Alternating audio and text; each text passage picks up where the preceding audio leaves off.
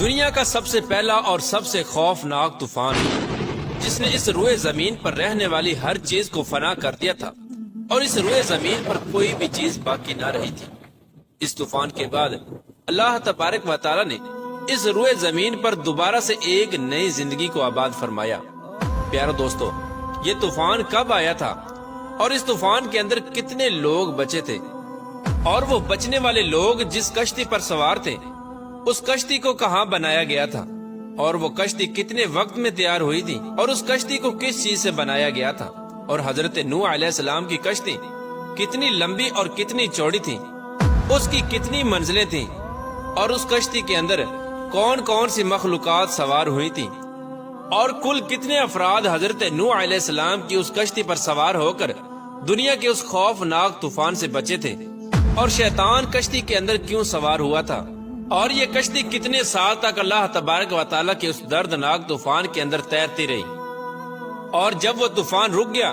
تو اس کشتی کو کس جگہ پر چھپایا گیا، اور کیا وہ کشتی آج کے اس دور میں دریافت ہو چکی ہے؟ پیارے دوستو، ان تمام تر سوالات کے جوابات قرآن و حدیث کی روشنی میں آج کی اس ویڈیو میں ہم آپ کو بتائیں گے، لہٰذا آپ سے گزارش ہے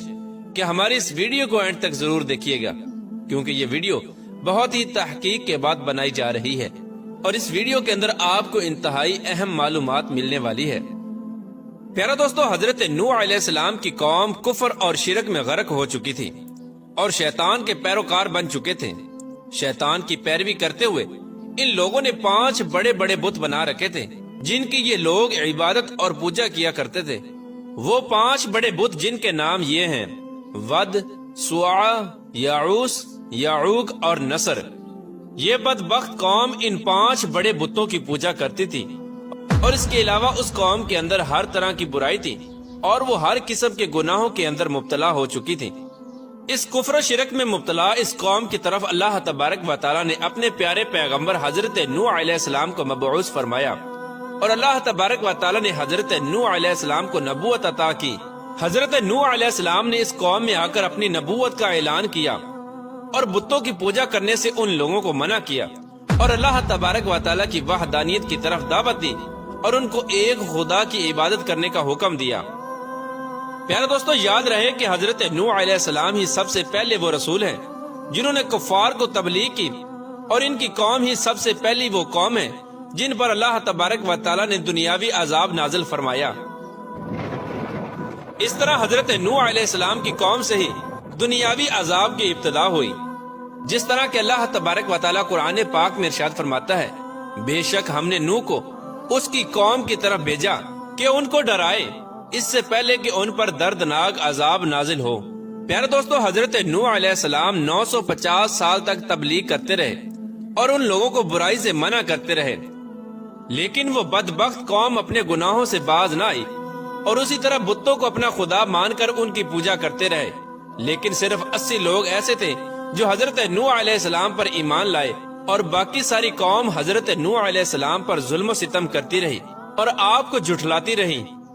پیارے دوستو، بعض روایات کے مطابق حضرت نوح علیہ السلام کا مسکن عراق کا شہر رافدین بتایا گیا ہے۔ حضرت نوح علیہ السلام نے جب بارہا اپنی قوم کو اس برائی سے منع کیا اور اللہ تبارک و تعالیٰ کی وحدانیت کی طرف بلایا، تو حضرت نوح علیہ السلام کی قوم نے آپ پر طرح طرح کے اعتراضات وارد کرنے شروع کر دیے۔ چنانچہ اس طرح ان کی طرف سے وارد ہونے والے تمام تر اعتراضات کے جوابات حضرت نوح علیہ السلام نے اپنی قوم کو دیے، لیکن اس کے باوجود بھی وہ بدبخت قوم اللہ تبارک و تعالیٰ کی وحدانیت پر ایمان نہ لائی، اور الٹا حضرت نوح علیہ السلام سے عذاب الہی کا مطالبہ کرنے لگی، اور حضرت نوح علیہ السلام سے ان کی قوم کہنے لگی کہ اس عذاب کو لے آؤ جس عذاب سے تم ہم کو ڈراتے ہو۔ پیارے دوستو، حضرت نوح علیہ السلام کی قوم حضرت نوح علیہ السلام کے ساتھ متکبرانہ انداز کے اندر کلام کیا کرتی تھی، اور آپ کی قوم نے آپ سے کہا کہ اگر آپ تبلیغ کرنے سے باز نہ آئے تو تمہیں سنگسار کر دیں گے، اور اس طرح اس قوم نے حضرت نوح علیہ السلام کو قتل کرنے کی دھمکی دی۔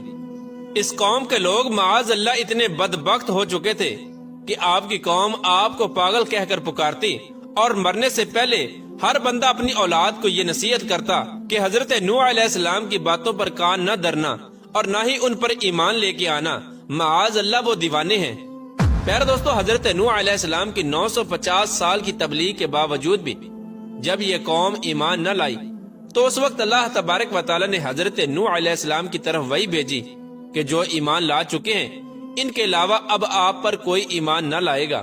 تو اس وقت حضرت نوح علیہ السلام نے اللہ تبارک و تعالی کی بارگاہ میں دعا کی اور آپ کی دعا قبول ہوئی، اور اللہ تبارک و تعالی نے حضرت نوح علیہ السلام کو ایک کشتی بنانے کا حکم دیا، اور ساتھ ہی اللہ تبارک و تعالی نے اپنے پیارے پیغمبر حضرت نوح علیہ السلام کو یہ بھی بتا دیا کہ کشتی میں سوار ہونے والوں کے علاوہ دنیا کی تمام تر مخلوقات کو تباہ و برباد کر دیا جائے گا، اور اس روئے زمین پر کوئی بھی چیز باقی نہ رہے گی، جس طرح کہ اللہ تبارک و تعالی قرآن پاک میں ارشاد فرماتا ہے، اور نوح علیہ السلام کو وحی ہوئی کہ تمہاری قوم سے مسلمان نہ ہوں گے مگر جتنے ایمان لا چکے، تو غم نہ کھاؤ اس پر جو وہ کرتے ہیں، اور کشتی بنا ہمارے سامنے اور ہمارے حکم سے، اور ظالموں کے بارے میں مجھ سے بات نہ کرنا، وہ ضرور ڈوبائے جائیں گے۔ اور نوح علیہ السلام کشتی بناتے ہیں، اور جب اس کی قوم کے سردار اس پر گزرتے ہیں تو حضرت نوح علیہ السلام پر ہنستے ہیں۔ نوح علیہ السلام بولے، اگر تم ہم پر ہنستے ہو تو ایک وقت ہم تم پر ہنسیں گے جیسا کہ تم لوگ ہم پر ہنستے ہو، تو اب جان جاؤ گے کہ کس پر آتا ہے وہ عذاب کہ اسے رسوا کرے، اور اترتا ہے وہ عذاب جو ہمیشہ رہے۔ اس طرح اللہ تبارک و تعالیٰ کا حکم پاتے ہی حضرت نوح علیہ السلام اللہ تبارک و تعالیٰ کے حکم کے مطابق کشتی بنانے کی تیاری کرنے لگے۔ آپ نے اللہ تبارک و تعالیٰ کے حکم کے مطابق شہر سے باہر کشتی بنانے کا ارادہ کیا۔ ابھی طوفان آنے میں 200 سال باقی تھے۔ حضرت نوح علیہ السلام کو کشتی بنانے کے لیے ایک خاص قسم کی لکڑی کی ضرورت تھی،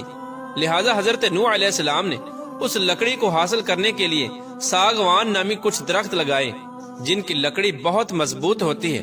یہ درخت 100 سال میں تیار ہوئے۔ اس کے بعد حضرت نوح علیہ السلام نے نوح علیہ السلام کو کشتی بنانے کے لیے ایک خاص قسم کی لکڑی کی ضرورت تھی، لہٰذا حضرت نوح علیہ السلام نے اس لکڑی کو حاصل کرنے کے لیے ساگوان نامی کچھ درخت لگائے جن کی لکڑی بہت مضبوط ہوتی ہے۔ یہ درخت 100 سال میں تیار ہوئے۔ اس کے بعد حضرت نوح علیہ السلام نے ایمان لانے والوں کے ساتھ مل کر دنیا کی سب سے پہلی کشتی بنانے کا کام شروع کر دیا۔ پیارا دوستو، اس کشتی کی تیاری کے دوران آپ کی قوم آپ کو بہت زیادہ تکالیف دیتی، یہاں تک کہ کشتی پر فضلہ بھی کر دیتی،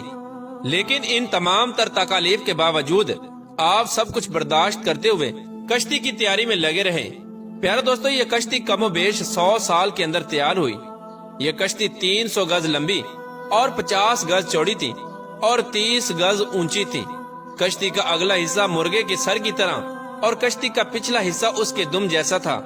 اس کشتی کے اوپر تار کول کا لیپ کیا گیا تھا اور کشتی میں 3 دروازے رکھے گئے تھے۔ اس کشتی کی کل 3 منزلیں بنائی گئی تھیں۔ ادھر جب حضرت نوح علیہ السلام کی کشتی مکمل تیار ہو گئی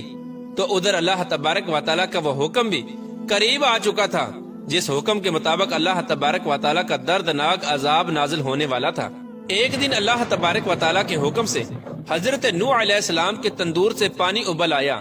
تو حضرت نوح علیہ السلام سمجھ گئے کہ اب اللہ تبارک و تعالیٰ کا عذاب شروع ہونے والا ہے۔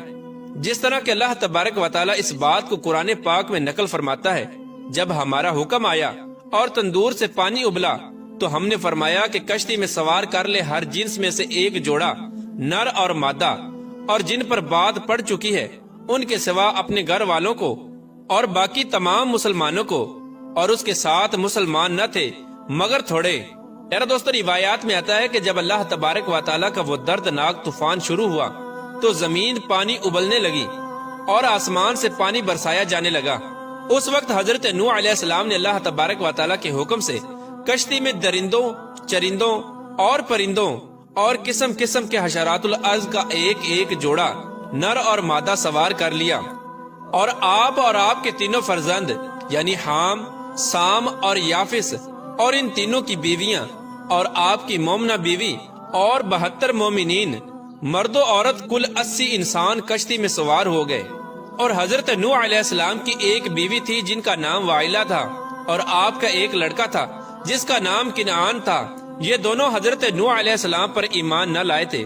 اور نہ ہی یہ دونوں کشتی پر سوار ہوئے اور طوفان کے اندر غرق ہو گئے۔ پیارے دوستو، تفسیر ساوی میں نقل کیا گیا ہے کہ حضرت نوح علیہ السلام کی کشتی میں 40 مرد اور 40 عورتیں تھیں، مگر آپ کی اولاد کے سوا کسی کی نسل نہ چلی، اسی لیے آپ کو آدم ثانی کہا جاتا ہے۔ प्यारा दोस्तों, कश्ती की कुल 3 मंजिलें थी, जिनमें सबसे नीचे वाली मंजिल पर दरिंदों, परिंदों और हशरातुल अर्ज को रखा गया था और दरमियानी मंजिल में चौपाए और दीगर जानवरों को रखा गया था, जबकि सबसे ऊपर वाली मंजिल पर इंसानों ने कयाम किया था। प्यारे दोस्तों, अल्लाह तबारक व तआला के इस दर्दनाक आजाब के दौरान मुसलसल 40 दिन तक बारिश होती रही और मुसलसल जमीन पानी उबलती रही, यहाँ तक कि पानी में ऊंचे ऊंचे पहाड़ भी डूब गए।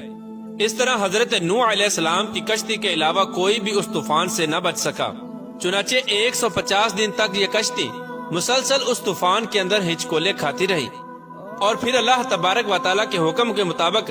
आखिरकार ये तूफान थम गया और 10 मुहर्रमुल हराम यानी आशूरा के दिन ये कश्ती इराक में मौजूद जूदी पहाड़ पर पहुंचकर ठहर गई। अल्लाह तबारक व तआला के इस दर्दनाक तूफान के खत्म होने के बाद सब लोगों ने शुक्राने के तौर पर उस दिन का रोजा रखा। इस तरह दुनिया की सबसे पहली कश्ती का सफर अपने इख्तिताम को पहुंचा और जो लोग उस कश्ती में मौजूद थे वही लोग बच पाए और बाकी सब कुछ अल्लाह तबारक व तआला के उस दर्दनाक तूफान ने तबाह बर्बाद कर दिया। और फिर अल्लाह तबारक व तआला ने हजरत नूह अलैहिस्सलाम की औलाद से इंसानी जिंदगी को आबाद किया और आज जो इंसानी नस्ल मौजूद है वो हजरत नूह अलैहिस्सलाम की औलाद में से है। इसी वजह से हजरत नूह अलैहिस्सलाम को आदम सानी कहा जाता है। प्यारा दोस्तों, अब बात करते हैं कि क्या हजरत नूह अलैहिस्सलाम की वो कश्ती आज के दौर में दरियाफ्त हो चुकी है कि नहीं। इसके बारे में माहिरीन का कहना है कि कश्ती नूह की बाकियात मशरकी तुर्की में वाक़े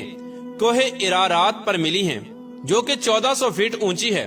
उस कश्ती की 3 मंजिलें हैं और ये हजारों मीटर बर्फ के नीचे दबी हुई थी। इस कश्ती की दरियाफ्त के बाद चीनी और यूरोपीय माहिरीन, जबकि तमाम अहले किताब के माहिरीन ये मानते हैं कि यही कश्ती हजरत नूह अलैहिस्सलाम की कश्ती है और उन माहिरीन का ये मानना है कि ये कश्ती 4800 कबल मसीह की है। अगर तारीख का मुताला किया जाए तो मुहक्किकीन ने हजरत नूह अलैहिस्सलाम के कश्ती के रुकने की जगह जूदी पहाड़ लिखी है, जबकि ये पहाड़ कोहे किरदां का हिस्सा है। यहाँ पर ही हजरत नूह अलैहिस्सलाम ने अपने साथियों से मिलकर एक मस्जिद तामीर की थी, जिसको समानीन मस्जिद कहा जाता है, और उन्होंने ही खुसरान शहर आबाद किया था। आपका मिजार मुबारक लबनान में वाक़े है। प्यारे दोस्तों, अब बात करते हैं कि क्या शैतान भी हजरत नूह अलैहिस्सलाम की कश्ती में सवार हुआ था। प्यारे दोस्तों, आजकल बहुत सी बेबुनियाद वीडियोस में ये बताया जाता है कि शैतान गधे की दुम के साथ लटक कर सबसे आखिर में हजरत नूह अलैहिस्सलाम की कश्ती में दाखिल हुआ था। आपको बताते चले कि इस बात के अंदर कोई सच्चाई नहीं है। हजरत नूह अलैहिस्सलाम की कश्ती में कोई भी जिन और शैतान मौजूद नहीं था और न ही ऐसी कोई मुस्तनद रिवायात मिलती हैं। ये तमाम तर बातें फजूल और लगव हैं। अल्लाह तबारक व तआला से दुआ है कि अल्लाह तबारक व तआला अपने तमाम तर फरामीन के मुताबिक जिंदगी गुजारने की तौफीक अता फरमाए और उन तमाम तर गुनाहों से हमें बचाए जिन गुनाहों के अंदर मुब्तला होकर पहली कौमें हलाक हुई।